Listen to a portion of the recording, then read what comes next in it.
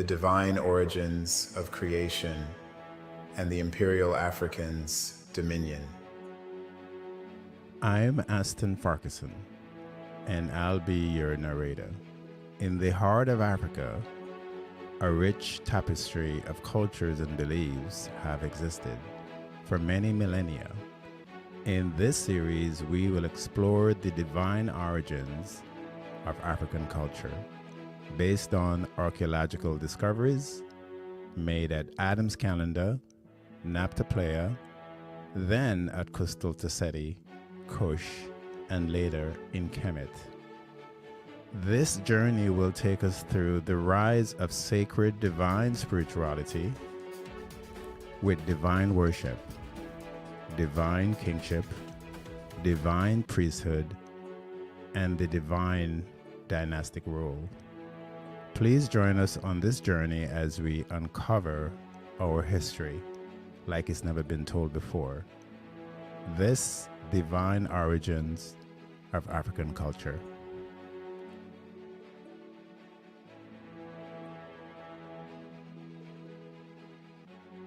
We are delving into the early roots of African culture origins that stretch back through the many millennia. Our story begins with Atum, the supreme god revered by many African cultures under different tribal names based on languages. The ancient texts reveal that Atum rose first from the primordial spiritual waters, kickstarting the divine creation process. The original African language, Medu Neter, name for Atum, is Neter, but this name changed over many millennia to Pita or Ra or Re or Amun-Ra. As inscribed in the Pyramid text, 1655, it was Atum who first emerged from the primordial spiritual waters of creation. In the hymn to Pita from the 22nd dynasty, it is said that Pita crafted the world in the design of his heart, giving life to the defied gods by Africans. Pita's creative force breathed life into the universe. Tefnut and Shu, embodiments of air and moisture, played pivotal roles in shaping the world. Together, they crafted the sky, Nut, and the land, Geb, laying the foundations of nature and the universe. Contrary to common misconceptions, ancient Africans were not polytheistic. Their beliefs centered around a monotheistic god. But yes, all the other gods were human ancestors, deified as gods by the Africans. The British Museum houses the Papyrus of Nu, where Ra declares, "I am Ra," meaning "I am God," asserting his divinity. The Book of the Dead, also known as the Papyrus of Ani, describes Ra as the father of the gods. The Papyrus of Ani makes Ra, the one supreme god, was the king of kings, Lord of lords, reigning over the divine world. The Holy Land, Taneteru, held the sacred triad of water, with the Iteru, now known as the Nile, originating from lakes like Tana, Chad, and Nalubale.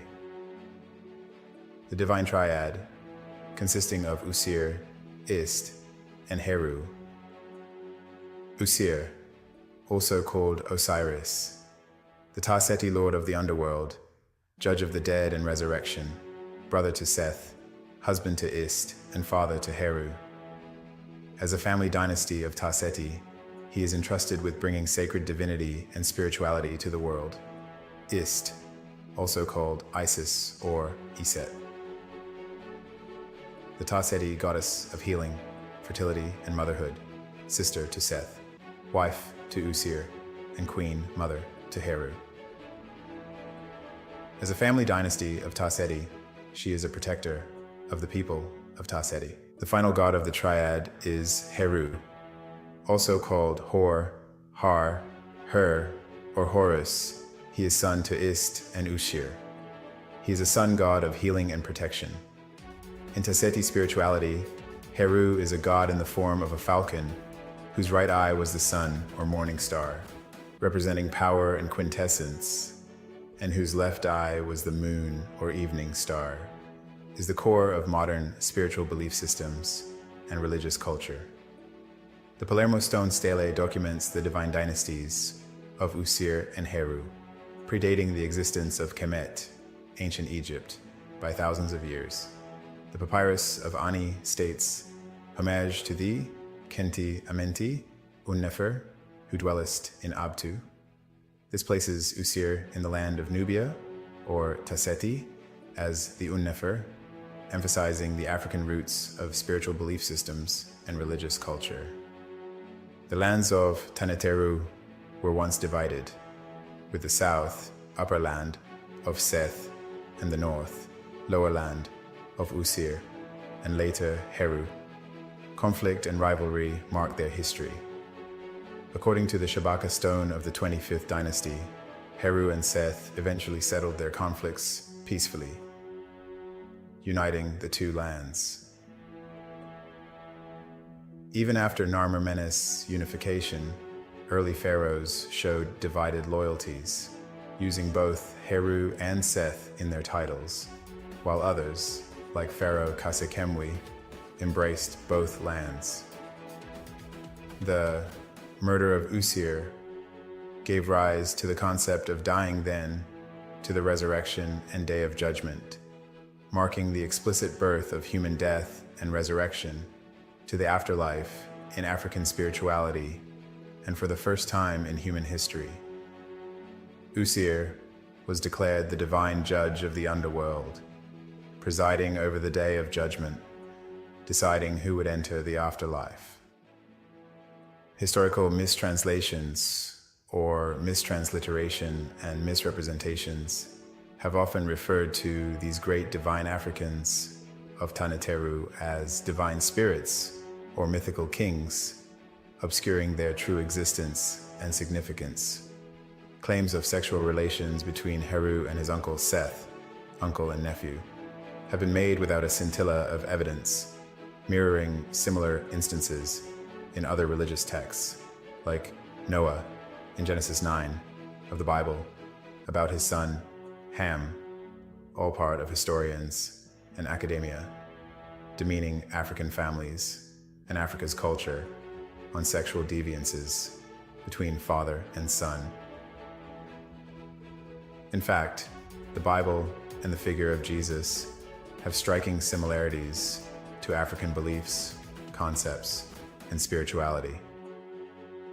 In the end, the creation theory of Africans is a testament to the deep spiritually and monotheistic beliefs of ancient African civilizations. It is a story that transcends time and continues to inspire those who seek to understand the divine origins of our diverse and rich continent. Africans worldwide are advised to embrace their beautiful spiritual and cultural heritage others have profited from for more than 2,500 years. From the mass invasions, from the Assyrians to the ancient Romans to the Arabs, African culture and heritage were taken and destroyed.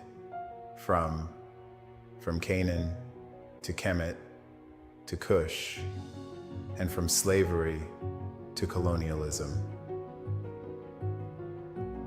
We are still losing our true, innate, spiritual value because of racism today.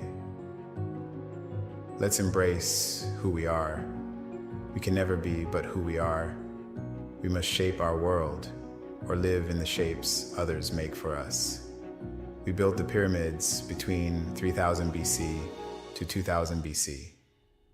Now we are in the first century of year 2000 AD, moving toward 3000 AD. We did what no one else could do and became what no one else could be. Our time is here. Let's rebuild the African imperial dominion for God and spread sacred divine spirituality to the world.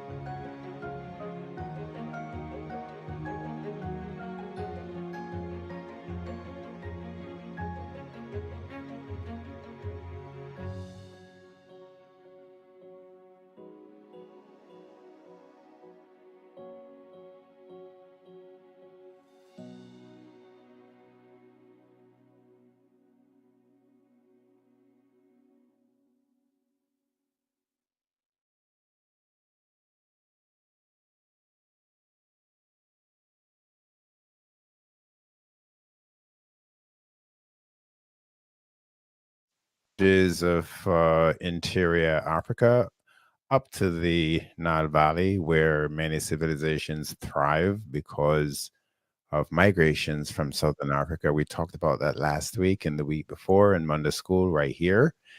Last week, we mentioned the mass migration from Southern Africa to Northern Africa because of global climate change, massive, deadly, torrid global climate change just forced people to move because rainforests become grasslands and grasslands become deserts. So people died, animals died, plants died, and food supplies literally just vanished. And people had to move to where water was. And a lot of the lakes in southern Africa also dried up. So the Nile Valley somehow it was able to have water throughout that whole period from Lake Chad that's once existed called the Yellow Nile that fed the Nile as well, or fed the main Nile, and then the Blue Nile, and then the White Nile, the Tree Nile, one from Lake Lake Nalibale in southern Africa. The other is from Lake Tana in Ethiopia, current Ethiopia, and the other one was from Chad called the Yellow Nile. So those are the three massive water supplies that kept the Nile Valley alive with water and plants and foods and animals. And that's the number one reason why civilization thrived massively along the Nile, all the way from Congo, Tanzania, all the way up to the Mediterranean Sea. And right at the Mediterranean Sea, you know what's there? It's Kemet with the Nile Delta that was extremely fertile. All the silt from those lakes just accumulated there in the Nile Delta, and whatever the Africans plant just grew extraordinarily, and they were able to subsist there for thousands of years. So yes, these tribes from Southern Africa, they migrated north with their cultures and also their knowledge in astronomy from Adam's calendar, and Adam's calendar is located in southern Africa at Mpumalanga. You can do the research on that. So they migrated up to Taseti. Taseti is believed to be the first empire of the Africans. So they migrated up to Taseti and Naphtali. You all heard of Naphtali. It is almost identical to Adam's calendar in southern Africa. So Naphtali is up there in northern Africa. And then there's Coastal that we're going to give some more details about. So the video you just saw, people, the video you saw the images of the Nile Valley, and we were trying to capture Taseti. Coastal was the capital, or at least one of the capitals of Taseti. So at Coastal, we had three ancestors who we know for sure lived, and they were kings and queen. Usur, who was renamed Osiris by the Greeks, and then Heru, his son, who was renamed Horus, and then, of course, Usa's wife, Ist, who was renamed Isis, again by the Greeks. So these are three people, two kings and a queen that live in Taseti, and probably their ancestors live in Taseti or lived in Taseti as well, but we don't have any facts to give you on that. We can speak affirmatively and positively about Usar, Heru, and S living in Taseti because the records show that they did live in Taseti. And oh, by the way, Taseti became that same land over thousands of years became known as Kush or Nubia. And then those are the people who built ancient Kemet or ancient Egypt. So let's talk a little bit about Usur. So Usur is Heru. As I mentioned, they're the first three known people who formed the first dynasty in Africa that we know of, and this was thousands of years before Egypt. Just so you all know, how do we know that?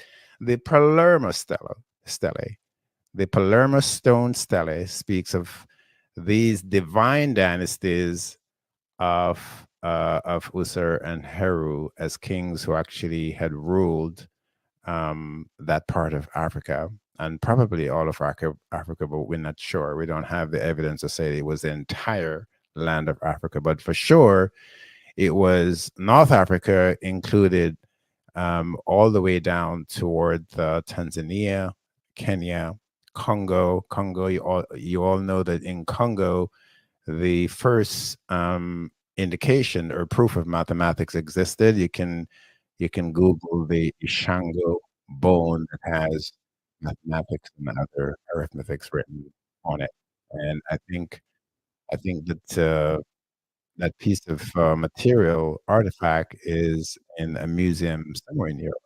So you can research it and maybe take a trip to see what it looks like and take some pictures of it. But scholars and historians have unfortunately misinterpreted the Palermo stele, calling the ancestors' name in it as mythical kings, meaning that they weren't real. They were mythical kings, and they existed before the first dynasty of Egypt. The first dynasty of Egypt has been proven to have started around 3100 BC, 3100 BC. But Usur Chasedi existed thousands of years, as far as the record showed, before the first dynasty of Egypt or the first dynasty of Kemet. Some anthropologists and Egyptologists believe that these so-called mythical kings live up to between 5 and 15,000 years before Cushan Egypt. So we don't know for sure. We don't have the proof, but that's what they say. And for now, we accept what they say until we can find proof to show that it's true or to disprove that it's true. So the stele specifically referred to Heru, who's the son of Usur, as a ruler and king who ruled over the land of Kemet. And by the way, we talk about this many times. Uh, Kemet and Kush and Nubia and all that land, Ethiopia, going all the way down to Tanzania, Congo, is just one piece of land, one piece of land. And these king ruled, they rule this one piece of land for all those years. So Heru, his father Usur, and Isis, Queen Isis, are indisputably people who are of African ancestry who lived in Taseti or before Taseti. That's now Cushan Nubia. The records show that. And of course, the pyramid text is very clear about the existence of Taseti. So we know that Usur and his son Heru were kings in Africa based on the. Of course, Africa was once called Al-Kibalun, as some of you might know, but the official name in the text is Tanataru. Tanataru, and Tanataru means holy land. It means the land of God. And as far as we know, that applies to the land of Africa. We don't have any evidence to the contrary. Now, the other document that proved this as well is the Turin Papyrus, proves that Usur, his wife, Aston son, Peru existed. You can research the Turin papyrus as well. And there are many historians like Plutarch, who stated very affirmatively that User was a human king in Africa. So he went all the way to say he was a human king in Africa. And Plutarch, as you all know, he's a Greek historian. So both the Palermo stone stele and the Turin royal canon or the Turin papyrus speak of these kings that reigned from divine dynasties. Divine dynasties are key there now. Divine dynasties, sacred dynasties. They're dynastic families, worship God, and we're going to talk about that in the next 10 or so minutes. That's what's going to be the focus of this conversation. The divine dynasties, referring to our real ancestors before Christian and Kemet. Historian called them mythical kings, but some irrefutable documents written by our ancestors, at least thousands of years before Christian Kemet, now provide more proof that Usur was real, that Heru was real, that they were not mythical kings, they were real ancestors. The papyrus of Honifer was likely named after Usur, is more proof of Usur's existence. And of course, Heru is as real humans with him as well. And then the Edfu text, you all should research that. From what I understand, it was written probably before ancient Egypt or Kemet, and it was found in the Heru temple in Edfu. And this again provide more proof. And there are lots of proof out there, but this provides more proof that Usur, Heru, and Est were real humans. So when scholars and historians refer to them as myth, I am assuming that these scholars and historians didn't know better, but they said this several hundred years ago, and I guess it's stuck in the history books of today. So likely one of the most significant proof, though, is the crystal incense burner. We spoke about it last week. We'll talk about it again. A lot of you have asked me to expound a little more about it, so I appreciate the feedback. And so far, if you like this feedback, go see the preview video we just did. And divine creation, divine origins. Please go to YouTube, and if you like what we're saying, if you like what you're hearing there, please like it. So the crystal incense burner is a consecrated spiritual instrument that indicates reverence and divinity. It is used or was used for religious purposes. And that's why you can trust what's written on it. It was used in temples, religious ceremonies of all kinds, and even used for medicinal purposes.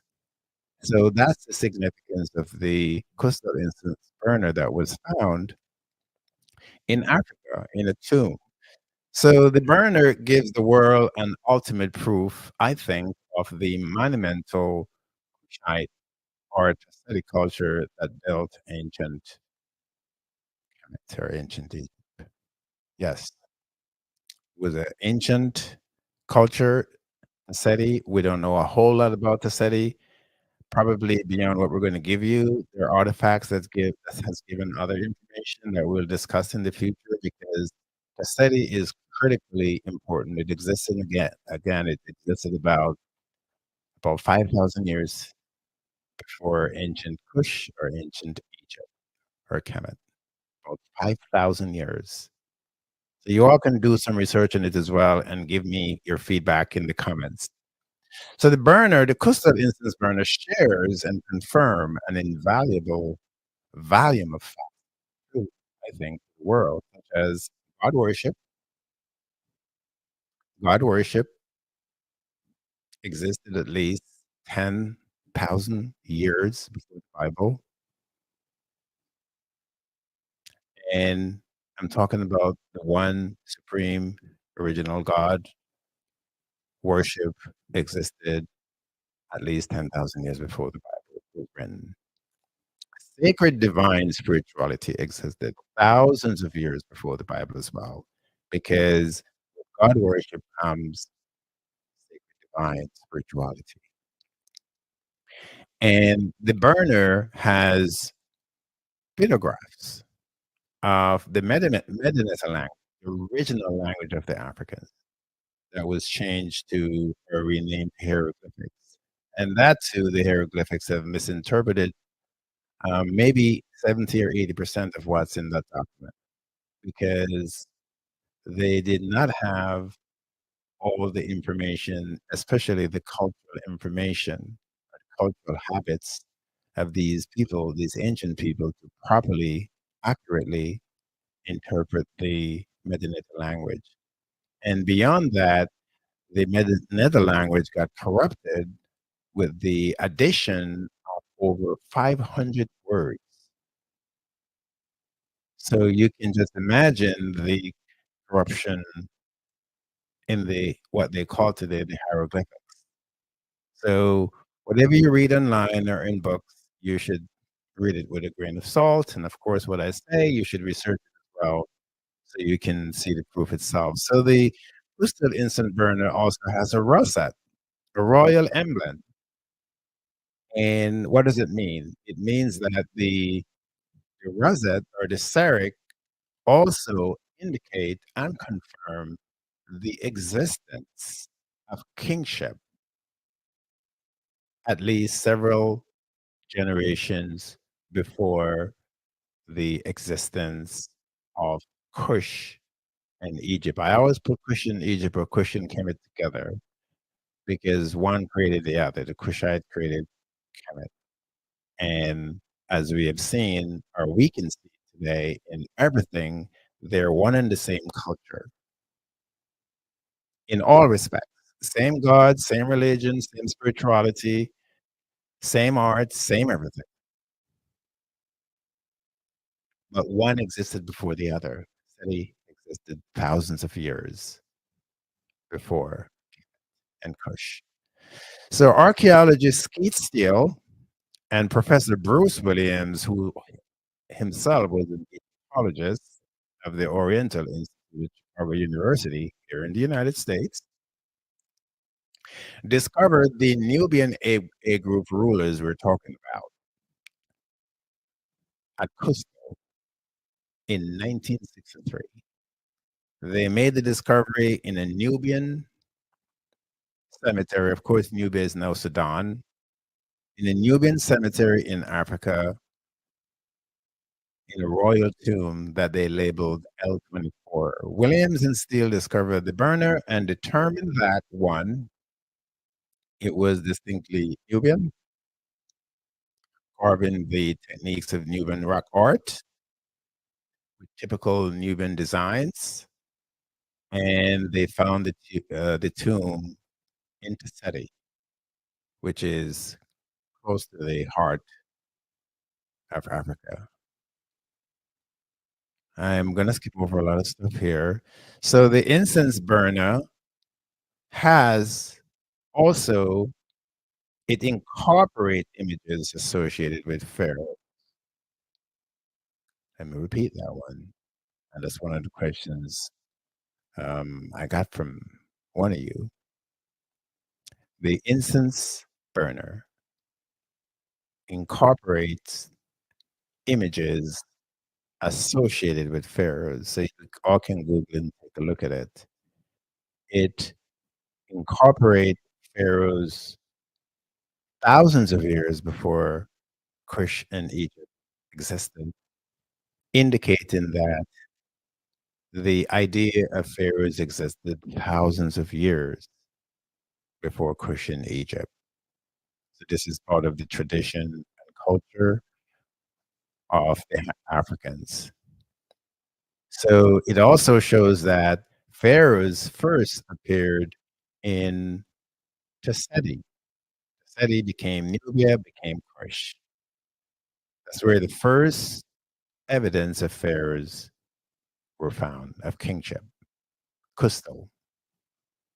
So this is very important, folks, to understand that. So yes, these people, they worship a supreme God. And yes, when you read the sacred text, the pyramid text, the coffin text, the Book of the Dead, all the other papyrus or papyri I've talked about, remember that when they say gods in there, they mean humans like Usur and Heru and Ist who lived and were deified gods. All those gods that are mentioned in there, except the supreme God, they're humans who walk the earth and make great accomplishments to humankind. And so, all of you out there who know a little bit about African cultures, you know that Africans pretty much, even to this day, in parts of Africa, worship their ancestors. They bury their ancestors in their home where they live. That's why part of the reason why mummification was necessary for sanitation purposes. So they worship their ancestors and they worship them to the point where they deify them gods. They call them gods. Common G O D S, common gods. That God as the supreme God. So the coastal incense burner shows also a procession of sacred boats, sacred. And what does it tell you, people? It tells us that because it was sacred, it had the manifestation of Heru, which is the eagle or the falcon, and the horns of the cow. Those are indication of spirituality, divinity. Those are representation of the divinity of God. So the sacred boats confirm that God worship was sacred, very sacred to these people. And sacred here also mean with the procession mean kingship, mean that the kingship was sacred. So kingships around the world, people are supposed to be sacred because these people are supposed to protect their subjects. But as you know, modern day kings going back the last 1,000 years have been murderers. They kill people. They were not religious. I think they were not spiritual. So they copied the power structure of kingship, but they left out the divinity of kingship. So yes, divine worship. That's what kingship is all about, or at least is supposed to be about. And then there's another item that's in the crystal incense burner, the white crown.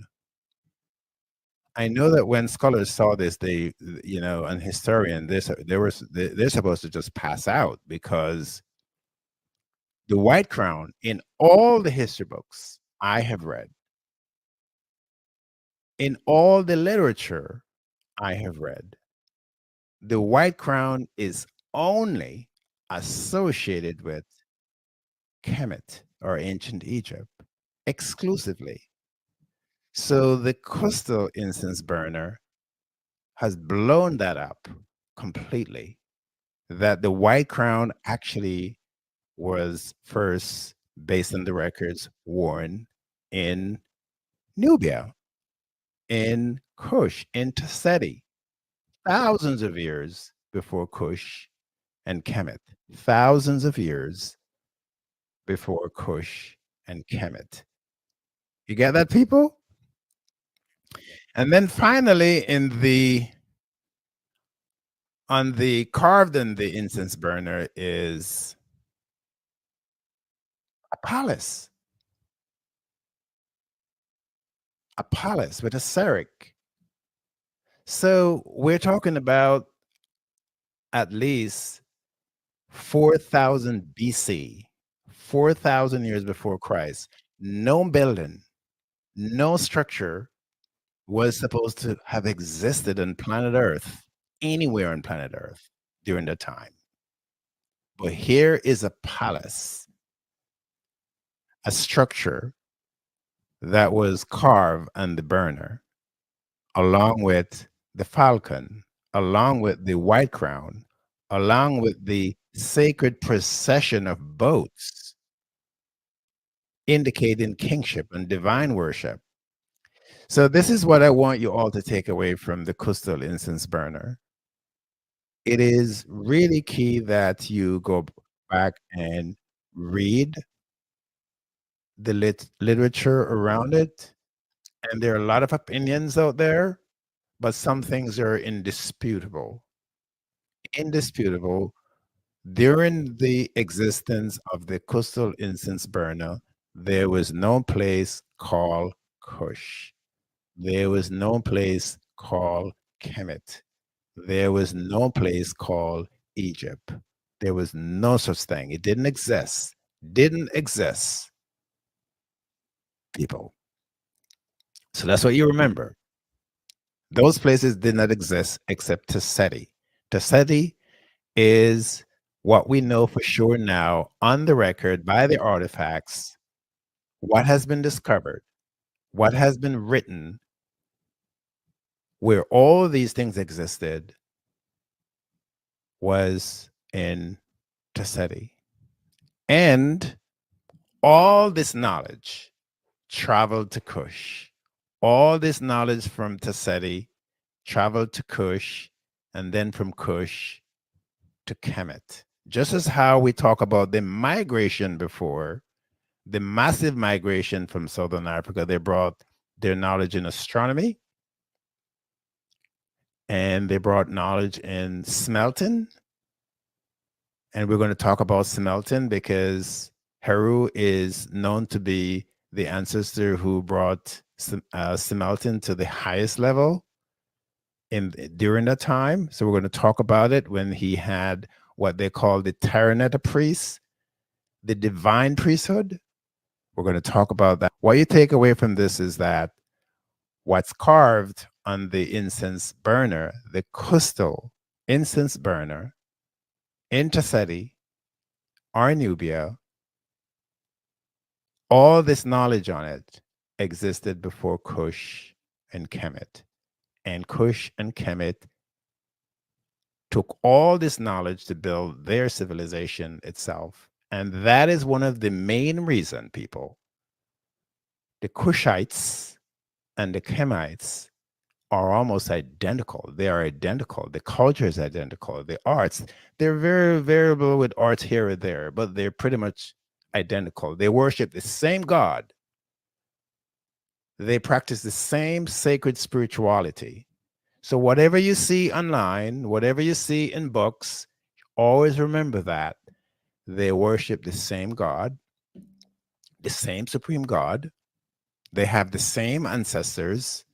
They're from the same land, Tanadaru, and they had the same sacred spirituality. What I've just told you there, it's the proof that they were one people under one God with one spirituality. But historians and scholars parsed things up and made a mess of it, probably to confuse us. Not sure. I'm not going to condemn them all on that. But the reason why I believe that they're trying to confuse us is because they have not gone back and rewrote the history books. They should rewrite the history books with all these facts. So on the next Monday School, we're going to get more into this. As you can tell, this is a dense thicket of information that we need to go through. So I'll see you all again in Monday School. Please like the video, especially the Divine Origins preview video of the video series that's to come. Please go to YouTube, watch the video if you like it, make us some comments so we can make better ones for you in the future. You have a great day. Thank you. The divine origins of creation and the imperial Africans' dominion. Let's talk about the divine origins of creation and African culture in the African spiritual dominion at Taseti, Kush, and Kemet. In the heart of Africa, a rich tapestry of cultures and beliefs has existed for many millennia. We are delving into the early roots of African culture origins that stretch back through the many millennia. Come join us on this journey as we uncover our history.